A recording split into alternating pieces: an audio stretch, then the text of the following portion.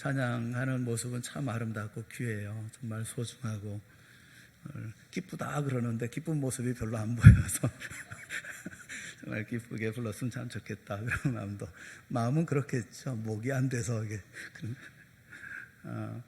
하루의 삶을 살아가면서 특별히 하나님 앞에 예배하면서 우리 모두가 다 기쁜 마음으로 감사한 마음으로 예배하는 오늘이 되어졌으면 좋겠습니다. 또 이 예배가 되어졌으면 좋겠습니다.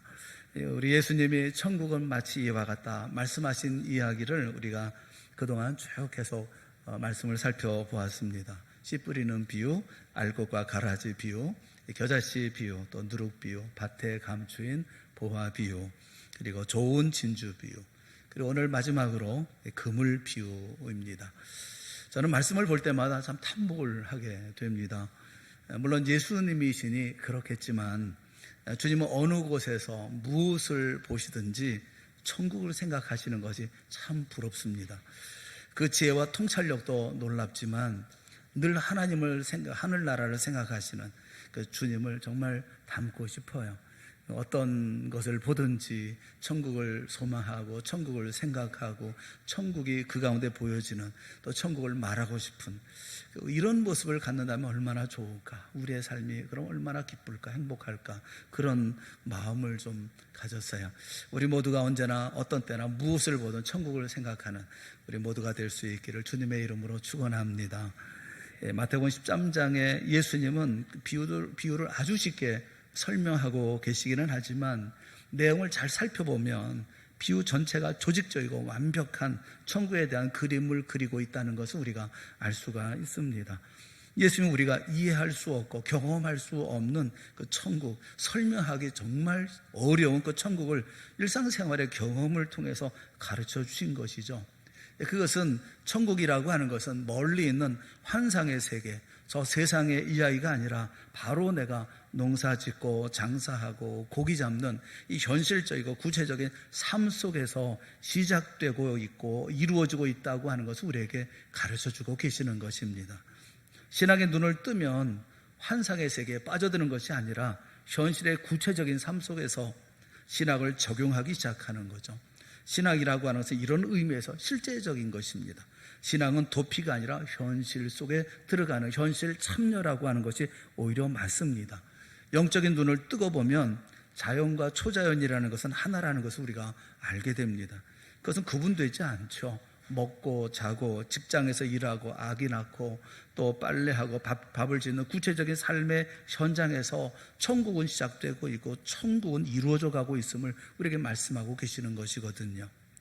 어리석은 사람은 이 현실을 떠나 신앙이라는 어떤 벽안의 세상, 더 다른 현실을 버린 신앙생활을 하려고 하는 그런 사람들이 있어요. 마치 신앙이라고 하면 어떤 저 다른 세상, 또 어떤 영적인 어떤 생각, 또 그런 경험, 그런 체험을 얘기하는 분들이 계십니다. 그런데 신앙은 현실과 실제 뿌리를 둔 것이고 천국은 거기서 시작되어지는 거예요. 로마서 1장 20절에 있는 말씀에 보면 하나님께서 우리에게 보여주고 계시다 그렇게 말씀하고 있어요.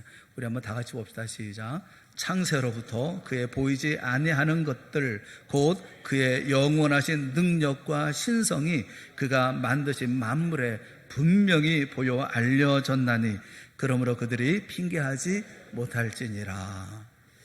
창세로부터 보이지 아니하는 하나님의 그 능력과 신성이 만물 속에 분명히 보여지고 알려졌다 그렇게 말씀하고 있어요. 우리는 주님의 비유의 말씀을 통해서 그리고 우리의 삶을 통해서 바로 이 실제적인 천국 신앙을 가질 수 있다고 하는 것, 또 가져야 된다는 사실을 여러분 꼭 기억할 수 있기를 바랍니다. 천국은 마치 어부가 고기를 잡기 위해서 바다에 그물을 던지는 것과 같다 주님 말씀하죠. 47절 말씀해 보면 또 천국은 마치 바다에 치고 각종 물고기를 모는 그물과 같으니 그렇게 말씀하고 있어요. 당시 고기잡이를 어떻게 했을까요? 요즘 사람들은 낚시를 취미로 하는 분들도 있고 또 그리고 크게 또 이렇게 어업을 하는 그런 분들은 또 기계로 다 이렇게 하지만 당시 갈릴리 호수 부근에 살던 사람들, 이런 사람들은 고기잡이가 실제적인 그들의 삶의 모습이었죠. 그래서 그들이 고기 잡는 방법을 아주 잘 알고 있었습니다. 일반적으로 당시에 고기를 잡는, 그물을 쳐서 고기를 잡는 방법은 두 가지 정도였습니다. 한 가지는 마태복음 4장 18절에 그런 말씀이 있어요. 갈릴리 해변에 다니시다가 두 형제 곧 베드로라 하는 시몬과 그 형제 안드레가 바다에 그물 던지는 것을 보시니 그들은 어부라. 그러니까 바다에 그물을 던지는 게 있습니다. 베드로와 안드레가 사용했던 그물은 투망이죠. 손그물인 거예요.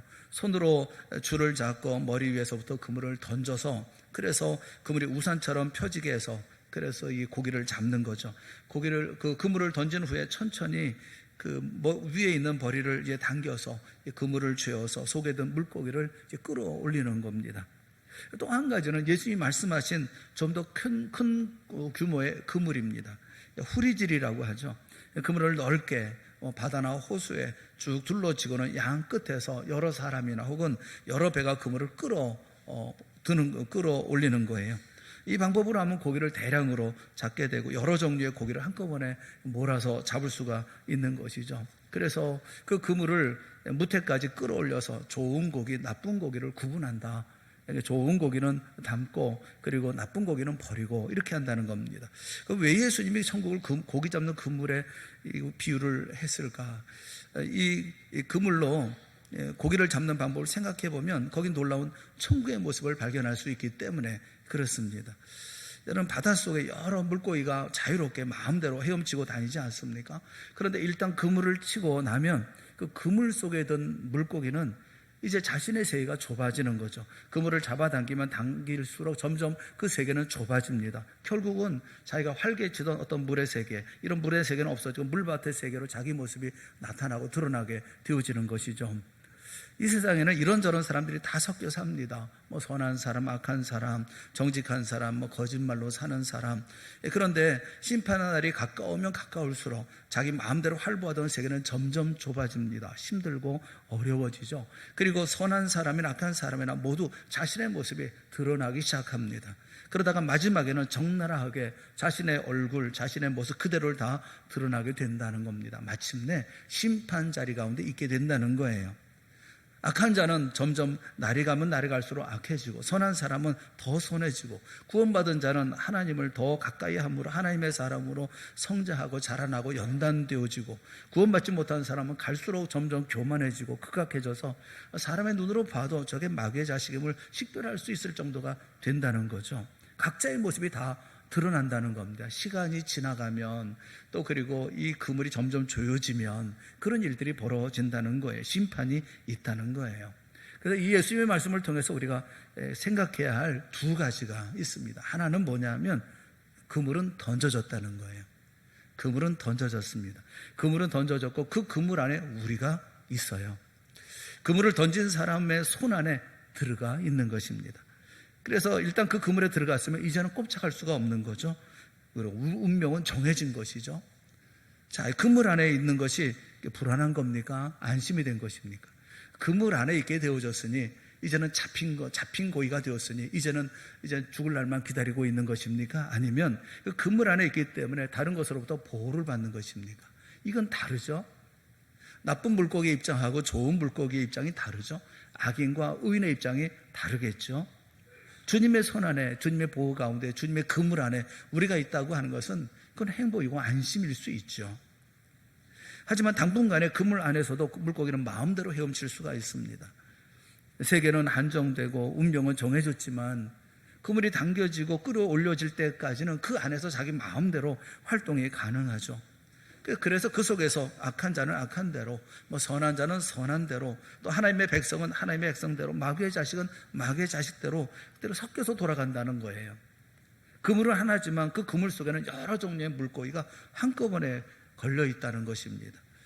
이런 모습을 보면서 두 가지를 생각해 볼 수가 있겠다, 그런 생각을 했어요. 하나는 그 그물이라고 하는 것이 온 세상이 하나님의 그물에 걸린 것, 그런 것처럼 온 세상 사람들의 운명이 하나님의 손 안에 있는 거, 이렇게 생각할 수 있죠.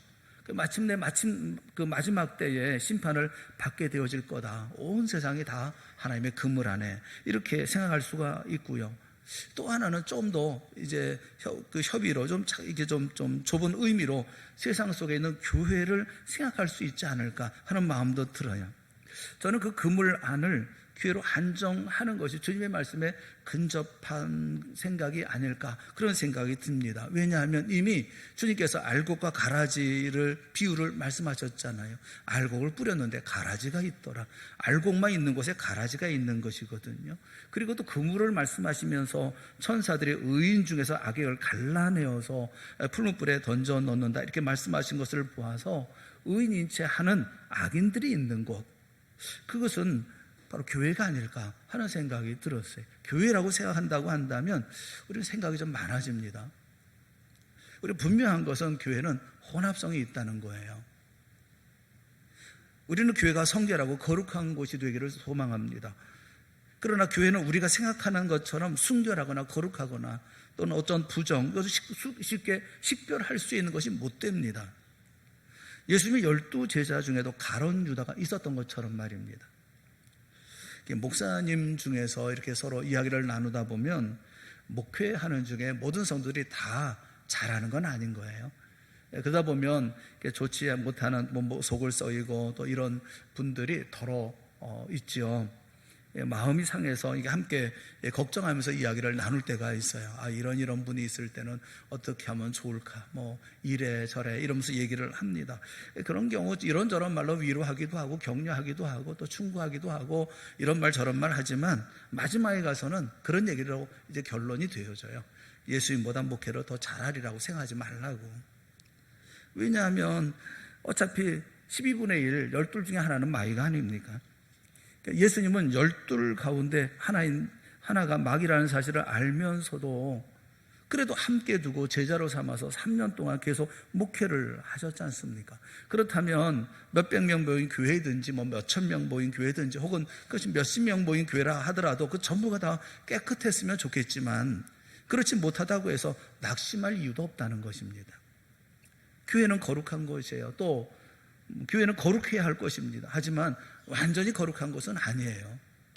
그래서 예수님은 제 아들을 보시면서 너희는 깨끗하나 다는 아니니라 그렇게 말씀하고 계시는 거죠. 물론 가룟 유다를 의식하신 말씀이기도 합니다. 교회는 거룩합니다. 교회는 거룩합니다. 그런데 다는 아니에요. 이 점을 마음에 두고 생각하지 않으면 우리는 피차 상처를 입고 또 실망하게 되어지는 경우가 참 많이 있어요. 이스라엘 백성이 출애굽할 때 온전한 이스라엘 백성들만 출애굽했습니까? 그렇지 않습니다. 그 무리 중에는 섞여 사는 다른 인종들도 있었다. 성경 그렇게 말씀해 줘요. 이 사람들이 조금만 어렵거나 힘들고 고통스러운 그런 어려운 일이 생기면 그 본색을 드러내면서 원망을 일삼았다는 것입니다. 민수기 11장 4절 말씀을 우리 한번 같이 보았으면 좋겠습니다. 민수기 11장 4절 말씀에 보면 섞여 사는 사람들에 대한 이야기가 있어요. 같이 보죠. 시작. 그들 중에 다른 인종들이 탐욕을 품음에 이스라엘 자손도 다시 울며 이르되 누가 우리에게 고기를 주어 먹게 하랴. 여기 말씀을 보면 섞여 사는 다른 인종들이 탐욕을 품으니까 이스라엘 자손도 다시 울며. 왜 다시 웁니까? 바로 그 전에 어떤 일이 있었느냐 하면 다베라에서 백성들이 악한 말로 원망하는 말을 하나님이 들으십니다. 들으시고 진노하셔요. 그래서 그 진영 끝에 불을 살라버립니다. 여호와의 불로 불을 일으켜서 불살라버리십니다. 모세가 간절한 마음으로 하나님 앞에 기도해서 그 불이 꺼졌어요. 그래서 그것을 다베라 불사름이라고 이름을 붙였어요. 그런 일이 방금 전에 있었습니다. 그 사건 직후에 그런 일이 있었다는 거예요. 다시 또 원망을 합니다. 그래서 다시 울었다. 그렇게 말씀하고 있는 거예요. 어떤 원망을 하고 있습니까? 그 다음 5절 말씀을 보면 기가 막힌 원망을 하고 있어요. 같이 봅시다. 시작. 우리가 애굽에 있을 때에는 생선과 오이와 참외와 부추와 파와 마늘들을 먹은 것이 생각나거늘. 6절 말씀도 보죠. 6절 시작. 이제는 우리의 기력이 다하여 이 만나 외에는 보이는 것이 아무것도 없도다 하니. 불평이죠. 원망이죠. 보면 하나님의 은혜가 임하고 있는 현실 속에서도 그 은혜를 무시하고 불평하고 원망하고 선동하고 모함하고 공동체를 깨뜨리는 악한 무리들이 있었다는 것입니다. 이스라엘 백성들 가운데에도 하나님께서 주시는 만나가 있음에도 불구하고 만나 외에는 보이는 게 없다. 그렇게 원망하고 불평을 하고 있는 거예요. 그래서 사랑이라고 얘기하지만 사랑의 위선자가 생기는 것이고 귀한 것일수록 모조품 기술이 더 뛰어난 것이 아니겠어요? 마태복음 26장에 보면 한 여인이 향유 옥합을 가지고 예수님의 머리에 붓습니다. 이 예수님의 머리에 붓는 것을 보고 제자들이 그것을 보고 제자들이 붕괴했다. 그렇게 말씀하고 있어요. 제자들이 붕괴했다. 왜 그것을 허비하느냐 라면서 붕괴했다는 거죠. 팔아서 가난한 사람에게 줄 수 있을 터인데 왜 그걸 그렇게 허비하느냐라고 얘기를 합니다. 마태복음 26장에 보면 제자들이 붕괴했다 말씀하고 있는데 요한복음 12장에 보면 그 이야기를 제일 먼저 누가 시작했느냐? 가룟 유다가 시작했다. 그렇게 말씀하고 있어요. 가룟 유다가 왜 그것을 허비하느냐? 300데나리온에 팔아서 가난한 사람들에 줘야 되지 않느냐라고 얘기하면서 가룟 유다를 가리켜서 그는 도둑이기 때문에 돈꾀의 돈을 훔치기 위해서 그렇게 얘기한 거다라고 얘기를 하고 있어요. 가룟 유다 한 사람 때문에 제자들이 붕괴해서 그래서 예수님의 마음을 상하게 합니다. 여러분, 이런 모든 일들을 보면서 우리의 판단으로 가릴 수는 없어요. 이건 하나님의 영역이고 하나님만이 아시는 일이기 때문에 그렇죠. 하지만 우리가 우리의 삶 속에 우리 신앙생활에 옮겨서 우리가 너무 구별하려고 하는 그런 의식을 가져서 되겠는가 하는 생각이 드는 거예요. 이 옳고 그르고 자꾸 나눌 이게 괜찮을까? 여러분, 교회가 교회다우려고 하면 지나치게 자유스러워도 안 되지만 너무 보수적이어도 안 되는 거예요. 이거 통계학적으로 증명된 진리입니다. 이것도 안 되고 저것도 안 되고 옷은 어떻고 헤어스타일은 어떻고 어떤 분은 향수는 어떻고 어떤 향수를 뿌려야 되고 그렇게 교회 문을 좁히고 문턱을 높이기 시작하면 교회 성장은 물론 복음을 들을 기회마저 빼앗는 그런 결과가 되어져 버리고 만다는 거예요. 저희 교회는 그런 분이 한 번도 뵌 적이 없습니다만 여름 한더위에 예배를 마치고 이제 인사를 이렇게 나누려고 하면 그 와이셔츠 주머니에 담배 넣은 것이 환히 보이는 그런 경우가 있어요. 왜 그걸 하고 왔는지를 모르겠어요. 그런데 그런 분을 보면 저는 좀 더 악수를 더 잘해드립니다. 왜냐하면 훌륭하잖아요. 물론 교회 나오는 사람이 담배 피우는 거 그러면 안 되죠. 하지만 담배를 피우면서라도 교회에 나오는 거 좋은 거 아닙니까? 나쁜 줄도 알고 그래서 안 되는 줄 알면서도 담배를 피우면서라도 교회에 나오는 것은 보통 믿음이 아니잖아요. 담배를 아직 못 끊었을 뿐인데 만약에 이게 말썽이 돼가지고 이런 게 문제돼가지고 교회 문 밖에서 주일날마다 주머니 검사하면 그 교회가 어떻게 되겠어요? 핸드백 열어보세요. 그거 어떡하겠어요 여러분? 그러면 교회 나오겠어요? 그저 나오니 반갑고 감사한 거 아니겠습니까? 당분간 그렇게 나오다가 차차 믿음이 생기고 또 하나씩 고쳐지기를 기대해야 하는 것이 아니겠습니까? 우리가 처음부터 다 믿음 생활 잘했던 것입니까? 처음부터 높은 문턱 만들어 놓고 그거 넘어오라고 한다면 그러면 교회 나온 지 얼마 되지 않는 분들, 믿음이 뭔지 모르는 분들, 어떻게 신앙생활을 해야 되는지 모르는 분들은 처음부터 포기할 수밖에 없는 어려운 이런 멍이가 되는 것이 아니겠어요? 교회는 누구나 아무나 오게 해야 하는 거예요. 신학자 오리게는 그런 얘기했어요. 교회는 영혼의 병원이다. 그런 얘기를 했습니다.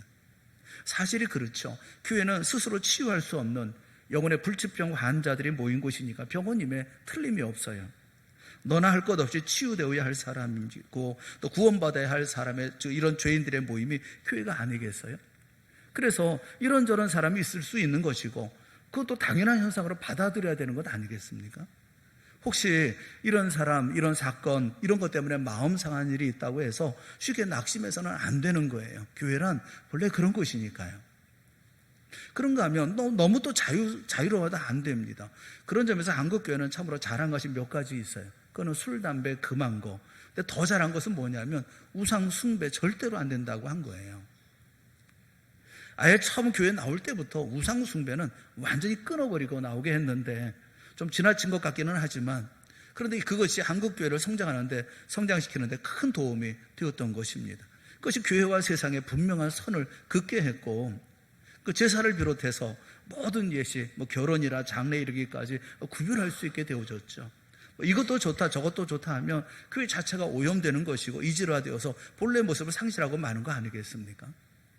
그래서 사람이 거룩함과 속됨의 문제를 이야기한다는 것이 얼마나 어려운 일인지 몰라요. 아무튼 교회 문은 너무 넓어서도 안 되는 것이지만 너무 높고 좁아서도 더더욱 안 되는 거죠. 이것은 우리 신앙생활 전부가 거룩함에 이루는 하나의 과정에 불과하기 때문에 그렇습니다. 우리 모두가 다 부족하지만 그러나 그대로 나와야 하는 것은 나오는 그 자체가 중요하기 때문에 그렇습니다.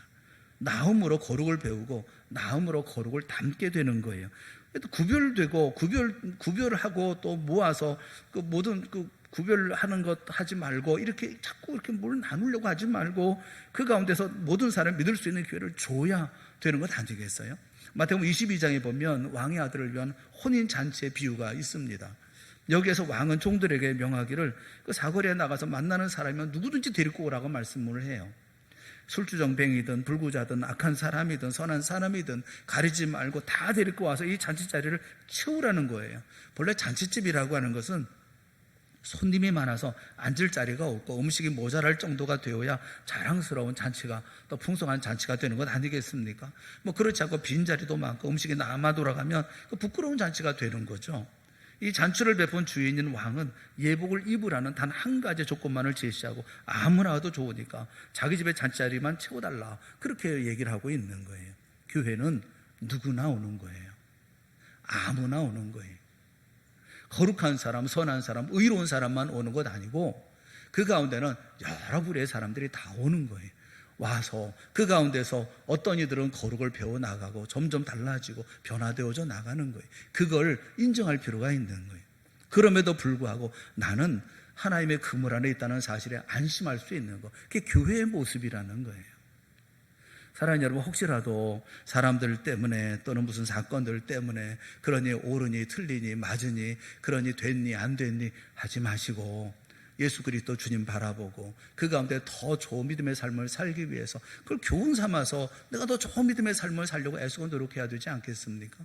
그런 모습으로 삶을 살아가는 여러분 모두가 되어질 수 있기를 주님의 이름으로 축원합니다. 교회만 얘기하지 마세요. 여러분 가정에는 그러면 여러분이 낳은 자식은 다 훌륭하고 잘하고 효자만 있고 그렇습니까? 그거 아닌데 왜 교회 안에서 자꾸 그렇게 얘기를 하세요? 어디나 하나님께서 만드신 그곳에는 그런 일들이 있어요. 교회 안에도 그 건물 안에도 보면 좋은 곡이 또 좋지 않은 곡이 다 있다. 주님 말씀하고 계시잖아요. 그러나 두 번째 우리가 생각할 게 뭐냐면 마지막으로 생각해야 할 한 가지 더 생각할 것은 심판대가 그런데 반드시 온다는 거예요. 심판대는 반드시 옵니다. 지금 마음대로 자유롭게 활동하지만 그 범위가 점점 좁혀지다가 점점 그물이 좁혀지다가 마지막에는 끌어내어서 민낯이 드러나게 되는 종말적 심판이 반드시 있다는 거예요. 종말적으로 우리는 하나님의 심판대 앞에 서게 되어 있습니다. 우리 모두는 하나님의 심판대에서 벗어날 사람 아무도 없어요. 어느 편으로든 분명히 가려질 거예요. 양이든 염소든 그 진실이든 거짓이든 하나님의 자녀든지 마귀의 자녀든지 분명하게 구분되어지는 종말적 심판이 분명히 있어요. 그런데 거기에 이르기 전에 현재적인 심판도 있다는 것을 우리가 알아야 됩니다. 환난을 당하게 되고 점점 그물이 좁혀지게 되어지면 점점 그 모습들이 나타나고 드러나게 되어진다는 거죠. 자기 모습이 나타나는 거죠. 한국교회사의 권위자인 백낙준 박사의 말에 의하면 한국 교회가 시작할 때 거기에는 그 크리스찬들이 그 개화교인이 있었고 기독교인이 있었다고 얘기를 해요. 무슨 얘기냐 하면 개화운동에 관심을 가지고 그리고 교회에 출석한 사람들이 있다는 거죠. 당시에는 처음에 교회가 시작되면서 개화운동을 하는 사람들이 있었는데 이 사람들이 다 어디서 시작했냐면 교회에서 시작을 했거든요. 교회에 나온 사람들이 있었다는 거예요. 그래서 개화교인이 있었고 기독교인이 있었다 그렇게 얘기를 해요. 그런데 일제하에서 백오인 사건으로 핍박을 받게 되어지니까 개화교인들은 모두 다 세상으로 돌아가 버렸다는 겁니다. 기독교인들만 남았다 그렇게 설명을 하고 있어요. 여러분, 핍박과 환난, 고통이 생기는 날에는 가짜는 다 도망갑니다. 교회 안에 이렇게 믿음의 삶을 살아가는 사람들, 겉으로 볼 때는 다 믿음의 사람들처럼 보이지만 교회가 어렵고 힘들고 가정이 어렵고 힘들고 하게 되어지면 도망가는 사람들이 생긴다는 거예요. 정말만 남는다는 거예요? 아니면 다 도망간다는 거예요? 여러분, 계속 교회는 언제든지 핍박이 있고 환난이 있고 어려움이 있으면 질적으로 성장하기 마련입니다. 평안할 때는 양적으로 성장하지만 힘들고 어려울 때는 질적으로 성장하는 거예요. 교회는 항상 성장하는 거예요. 양적으로 성장할 때 질적인 결함이 따르기 쉽죠. 그럼 분명히 우리가 알아야 되는 것은, 어떤 성장이든지 간에 알아야 되는 것은 바꾸어지지는 않는다는 것입니다. 양이 염소가 될 수가 없고 염소가 양이 될 수 없어요. 사랑하는 여러분, 좋은 물고기는 어디까지나 좋은 물고기고 나쁜 물고기는 끝까지 나쁜 물고기인 거예요. 다만 본색을 드러내지 않고 있을 뿐인 거예요. 언젠가는 반드시 드러나고 말 것입니다. 그래서 좋은 것은 그릇에 담겨질 것이고 못된 것은 내버려진다는 것입니다. 이 못된 것 때문에 여러분 상처받지 말라고요. 버려질 것 때문에 신앙에 손해입어서야 되겠어요? 내 믿음 생활이 이렇게 저렇게 좌우돼서는 되겠습니까? 여기 우리가 여기 말씀을 보면 나쁜 고기 중에서 좋은 고기를 골라내는 게 아니에요. 오늘 본문의 말씀에 보면 좋은 고기 중에서 나쁜 고기를 골라낸다, 그렇게 말씀합니다. 천사들이 와서 의인 중에서 악인을 갈라냈다, 이렇게 말씀을 해요. 악한 자가 의인인 것처럼 이리가 양의 가죽을 쓰고 아무리 숨겨보아도 그 결정적인 심판의 때에 가서는 자기 모습 그대로 다 나타나고 드러날 수밖에 없다는 거예요. 심판은 강권적이라는 것입니다. 그래서 의인의 기업에 악인이 참여하지 못하도록 옮기겠다, 그렇게 말씀하는 거예요. 그 옮겨지는 장소, 버려지는 것이 풀뿔이 어디입니까? 그 지옥을 얘기하죠. 그 지옥이라는 것은 울며 이를 갈리라, 이렇게 말씀하고 있어요. 울며 이를 가는 곳. 사랑하는 여러분, 지옥은 우는 거예요. 후회만 있는 곳입니다. 답답하고 원통해서 울지 않을 수 없는 눈물의 꽃, 그것이 지옥이에요. 거기서 이를 갑니다. 이를 간다고 하는 것은 원통함이죠. 원망하는 거죠. 후회로 가득하고 자신에 대한 원망, 자책의 아픔이 가득한 것, 그래서 눈물만 있는 그곳이 지옥이라는 거예요. 심판이 반드시 있습니다. 그 심판은 반드시 있음을 기억하고 오늘을 준비해야 되지 않겠어요? 뭘 위해서 살아가고 있는 거냐고요? 어디를 향해서 가고 있는 거냐고요? 이 땅에서 잘 먹고 잘 살고 건강하고 그리고 오래 살고 장수하고 그리고 내가 하고 싶은 일 많이 하면, 그러면 그게 행복한 것입니까? 어디를 향해서 가고 있는 거예요? 우리의 목적지는 어디예요? 우리가 반드시 주님께서 우리에게 있을 수밖에 없는 것을 말씀하고 있는 그 자리에 임하기 위해서 우리가 무슨 준비를 하고 있느냐는 거죠. 어떤 경건한 할머님 한 분이 죽었다가 다시 살아나는 경험을 했대요. 어떤 책을 보니까 그런 얘기가 있어서 제가 사실 확인은 못 해봤어요. 그런데 그분 어느 목사님이 글을 쓴 글이니까 아마 어떤 일이 분명히 있었던 것 같아요. 근데 그분이 죽었다가 살아나는 경험을 했다고 그래요. 그분이 반신불수로 몸을 움직일 수 없었는데 그러는 과정 가운데에 특별한 은총으로 고침을 받았답니다. 그분에게 있는 일화예요. 그분은 집을 나서면서 대문에 손을 대고, 집을 나설 때 대문에 손을 대고 기도한대요. 하나님, 오늘 내 생의 마지막이 될지도 모르겠습니다. 저녁에 집에 못 들어올지도 모릅니다. 오늘 하루도 주님의 뜻대로 살게 하여 주옵소서. 주님께 오늘 하루를 맡깁니다.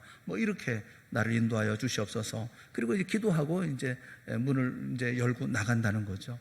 그 일을 마치고 이제 집에 돌아오면 너무 감사해서 또 대문을 붙잡고 또 기도한다고 그래요. 하나님, 오늘도 무사히 돌아왔습니다. 오늘 하루도 살게 해주셔서 감사합니다. 하루의 생명을 연장시켜 주셔서 너무너무 감사합니다. 오늘 이 밤도 꿈속에서라도 주님과 동행하여 주시옵소서. 내일 아침 기쁘게 눈뜨게 하여 주시옵소서.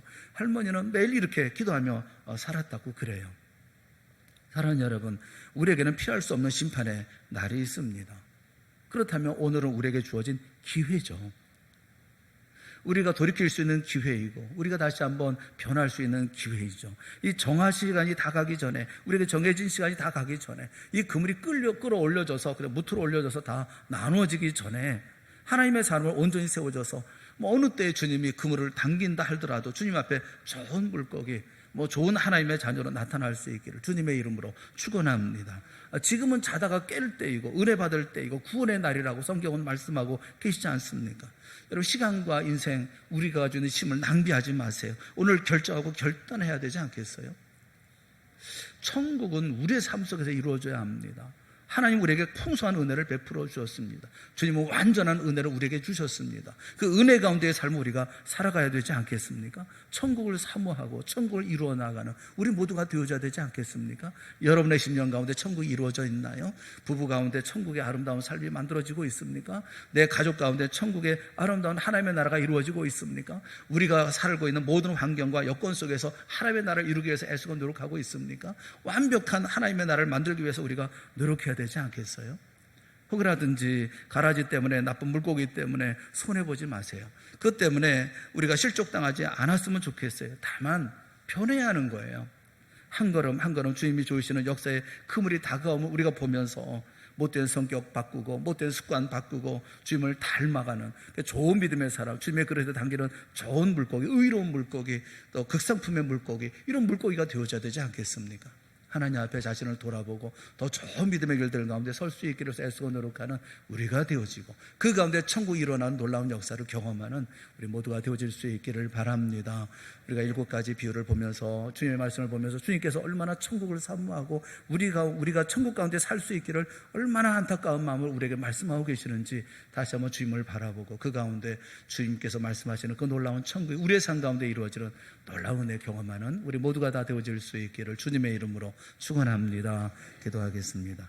사랑하는 하나님 아버지의 은혜를 감사합니다. 주님께서 간절하게 안타깝게 모든 것을 바라보시면서 제자들에게 끊임없이 천국에 대해서 말씀하고 계시는 그 천국을 우리가 말씀을 봅니다. 그 말씀을 통해서 우리가 변화되게 하시고 우리의 삶 속에 천국이 이루어지게 하여 주시옵시고 천국을 이루며 살게 하여 주시옵시고 천국의 모습이 어떠한지 어떻게 천국을 이루어 나가야 할 것인지 그런 마지막의 모습에 우리가 어떤 삶으로 준비되어야 할 것인지 다시 한번 기억하고 생각하고 깨닫는 우리 성도 모두가 다 되게 하여 주시옵소서. 저들의 심령이 천국이 되게 하여 주시고 저들의 가정 가운데 천국이 이루어지게 하여 주시옵시고 우리가 구하는 모든 곳마다 하나님의 나라 하나님의 통치 그 가운데 이루어지는 평강과 그리고 주께서 주시는 기쁨과 즐거움을 누리며 살아가는 모든 성도들이 다 되어질 수 있도록 이 시간 큰 능력의 손으로 우리 모두를 축복하여 주시옵소서. 예수님의 이름으로 간절히 기도드리옵나이다.